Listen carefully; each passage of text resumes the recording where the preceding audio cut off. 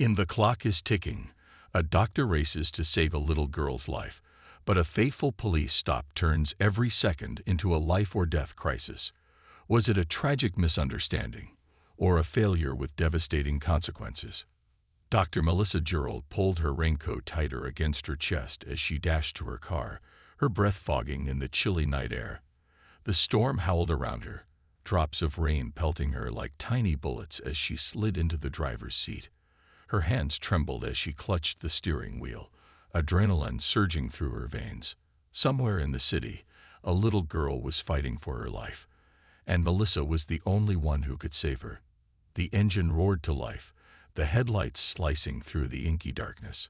As she sped out of her driveway, the sound of thunder crashed overhead, as if the sky itself felt the urgency of her mission. Melissa's windshield wipers struggled to keep up with the relentless rain, each swipe barely clearing the flood of water before it came again. Her thoughts raced as fast as her car. What if I don't make it in time? What if the serum doesn't work? She forced herself to focus, her gaze fixed on the road ahead. She had been in high-pressure situations before: heart transplants, emergency surgeries, even delivering a baby in a moving ambulance. But none of it compared to this. Her GPS chimed in, pulling her back to the moment.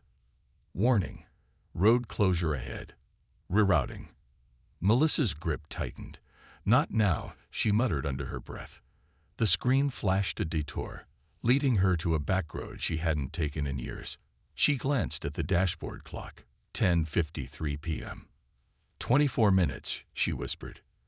The back road was narrow and winding, bordered by tall, skeletal trees that swayed violently in the wind. Melissa's car fishtailed slightly as she hit a patch of water, her heart leaping into her throat. She slowed just enough to regain control before accelerating again. Her headlights illuminated the deserted road, the shadows of branches dancing eerily on the pavement. "Mommy, what if you don't come back?" Ethan's voice from earlier that night echoed in her mind. He had asked her that every time she left for an emergency. "I always come back, Ethan," she had assured him, though tonight the words felt heavier.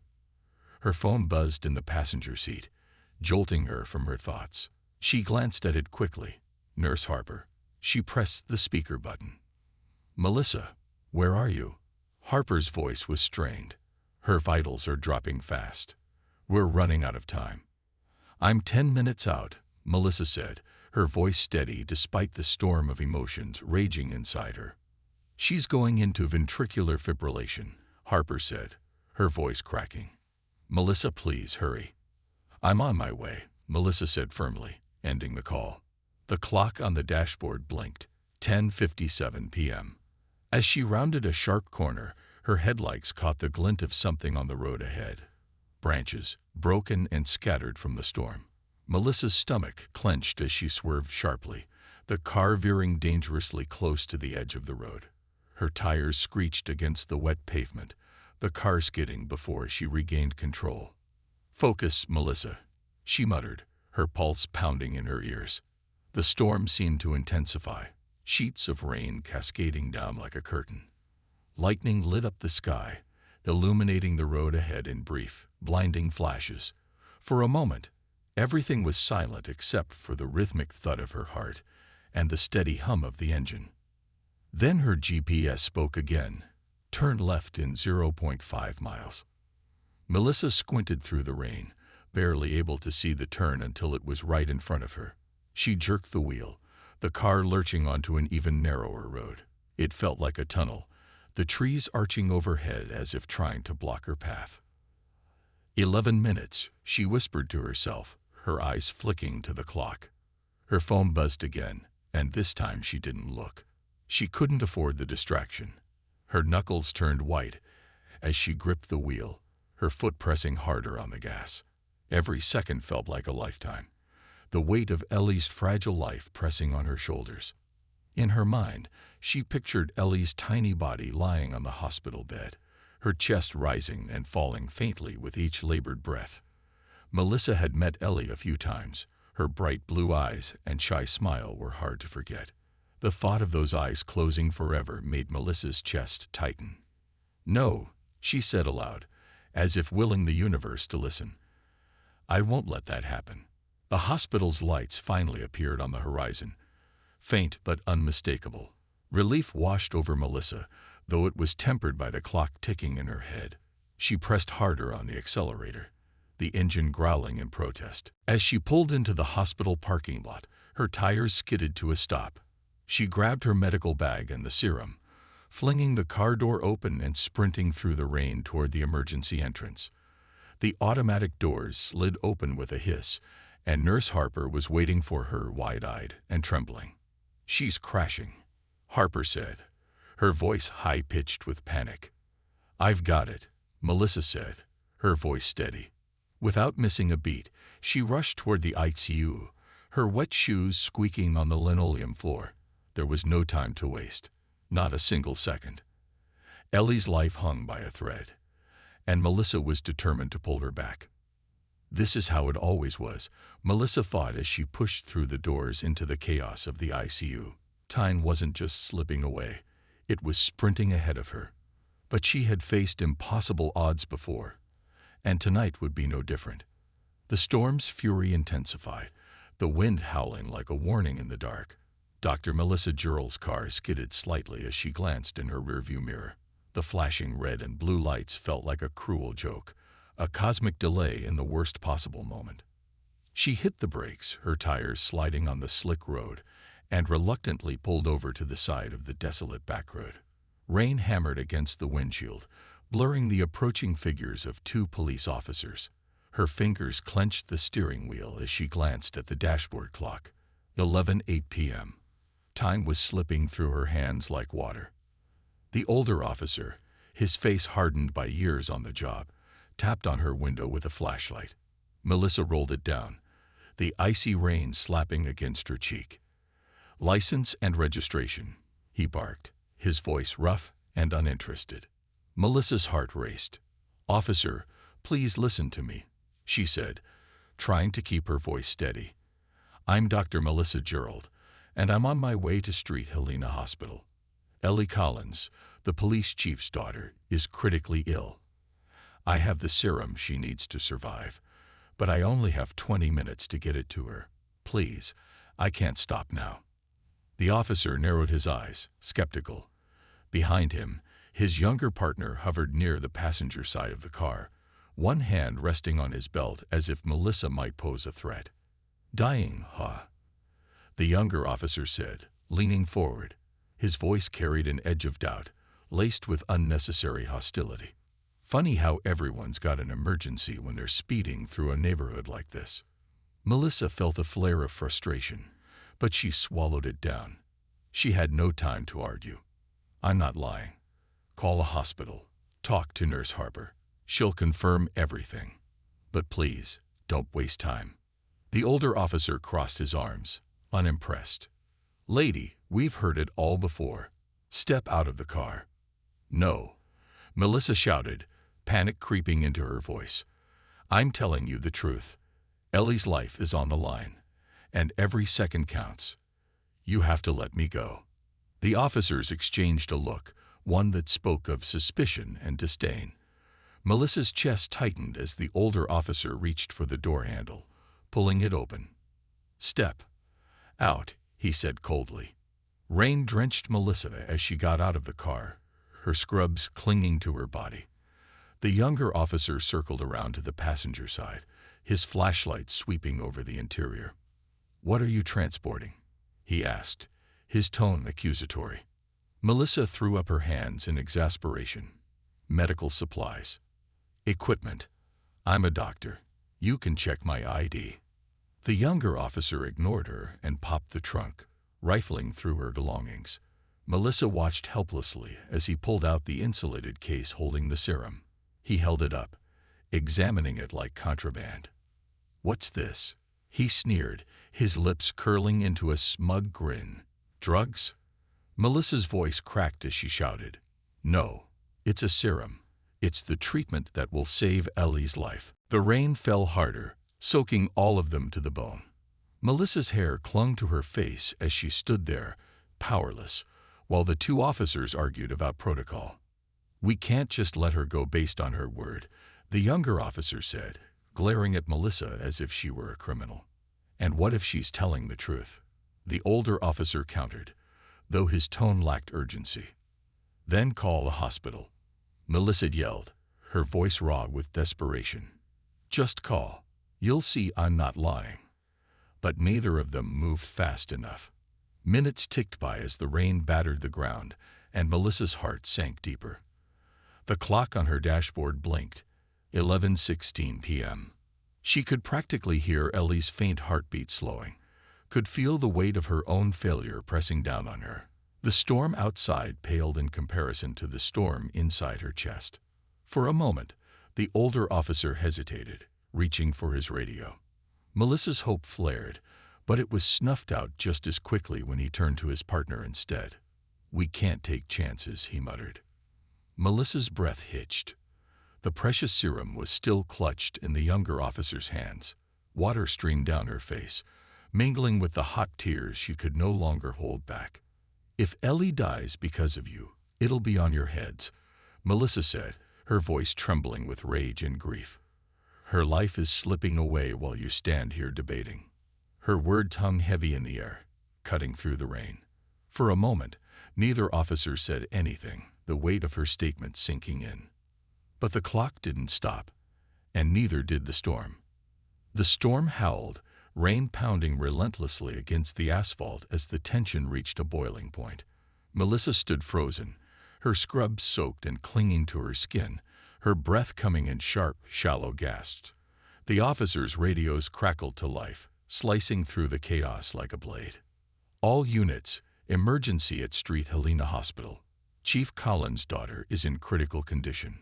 Dr. Melissa Gerald is en route. Do not delay her.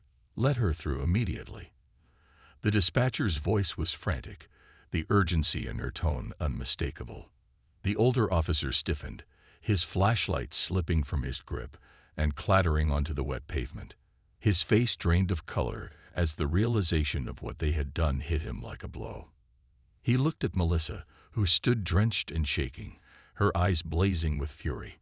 "You've wasted enough time," she snapped, her voice sharp and biting.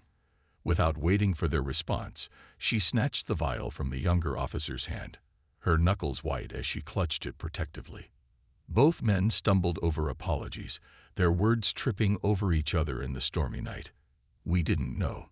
But Melissa wasn't listening. She didn't have the luxury of forgiving them or explaining further. She didn't even care. Time was her enemy, and the seconds they had stolen from her were the difference between life and death. She tore open the car door and slid behind the wheel. The engine roared as she hit the gas, the tires screeching against the slick road. Rain hammered her windshield as her wipers frantically tried to clear the way, but the storm was relentless, the night a blur of shadows and streaks of light. Her hands trembled on the wheel, her pulse pounding in her ears. The dashboard clock glared at her, 11:24 p.m. 7 minutes left. "Please, God," Melissa whispered under her breath, her voice breaking. "Just hold on, Ellie. Hold on." Her car roared into the hospital parking lot at 11:31 p.m. She barely remembered slamming it into park before she was out of the car, the vial and her medical bag clutched in her arms as she sprinted toward the emergency entrance. Her feet slipped on the wet pavement, but she didn't stop. She couldn't. The automatic doors hissed open, and chaos greeted her inside. Nurses were rushing back and forth, the air thick with tension. Melissa's heart sank as she saw Nurse Harper waiting for her just beyond the ICU doors. The look on her face was enough to tell Melissa that the worst had happened. "Harper," Melissa shouted, skidding to a stop in front of her. "Where is she?" "It's she." Harper's face was pale, her hands trembling. We managed to restart her heart," she said, her voice shaking. But only just. "She slipped into a coma." The words hit Melissa like a physical blow. Her grip on the medical bag tightened as her vision blurred with unshed tears. "No," Melissa whispered, shaking her head. No. I was so close. I should have been here. She shouldn't be." "You did everything you could," Harper interrupted, though her own voice cracked under the weight of those words. Her heart stopped at 11:29. We'd managed to get her back, but she's barely hanging on. We don't know if she'll wake up. Melissa's chest felt like it was caving in. She looked past Harper, her gaze falling on the small, fragile figure lying in the ICU. Ellie was surrounded by machines, tubes snaking in and out of her tiny body, her chest rising and falling in shallow mechanical rhythms. Her face was pale, almost ghostly, her small hands motionless at her sides. Melissa's feet carried her forward, her body moving on autopilot. She stepped into the room, the beeping of monitors and the soft hum of ventilators filling the space. She placed the serum on the counter, knowing it was too late to make an immediate difference, but refusing to give up entirely. Her hand shook as she reached out, gently brushing Ellie's damp hair away from her face. "Ellie," she whispered, her voice cracking. "I'm so sorry. I should have been here. I should have saved you." The guilt was unbearable, a heavy weight pressing down on her chest. She closed her eyes, her tears falling silently as the sounds of the machines filled the room. For a moment, she thought of Ethan, of his innocent question before she left. "What if you don't come back?" She had come back, but for Ellie, it wasn't enough. The night dragged on, each second feeling like an eternity. Melissa stayed by Ellie's bedside, her hands resting on the little girl's. Her mind replayed the events of the evening over and over. The flashing lights, the officer's stubborn refusal, the way the minutes had slipped away despite her desperation. At some point, Chief Collins arrived, his face lined with grief. He stood in the doorway, staring at his daughter with tears streaming down his face. Melissa stood to meet him, her voice shaking. "I'm sorry," she said, her words faltering. "I got here as fast as I could. But the police." He raised a hand, silencing her. "It's not your fault," he said quietly, his voice thick with emotion. "You did everything you could. This isn't on you." But Melissa couldn't believe that. As she looked back at Ellie, lying so still and small in the hospital bed, all she could think about was how close she had been to saving her. Ellie was alive, but only just, and Melissa would carry the weight of that almost failure for the rest of her life. The sun rose over the city like any other day, but this time, its light fell on a community in turmoil. News vans lined the streets outside St. Helena Hospital, reporters shouting into cameras with urgency. Headlines scrolled across every screen and social media feed. "Doctor delayed by police. Chief's daughter in coma." Inside the hospital, Dr. Melissa Gerald sat slumped in a chair just outside Ellie Collins' room. She hadn't slept in over 48 hours. Her mind was a constant swirl of exhaustion, guilt, and determination. The image of Ellie's pale, lifeless body haunted her. She had replayed the events of that night 1,000 times. The flashing lights, the officer's sneers, the precious minutes slipping away. But there was no time for regret. Ellie was alive, and Melissa had vowed to do everything in her power to ensure the little girl woke up. She refused to let the delay be the end of Ellie's story. Outside the hospital walls, the city was in an uproar. Videos of Melissa standing in the rain, drenched and furious as she pleaded with the officers, had gone viral. People were outraged, not just at the officers who had stopped her, but at the system that had allowed such a mistake to happen. Social media was ablaze. Hashtags like #JusticeForEllie and #LetDoctorsThrough trended worldwide. Comment sections overflowed with anger.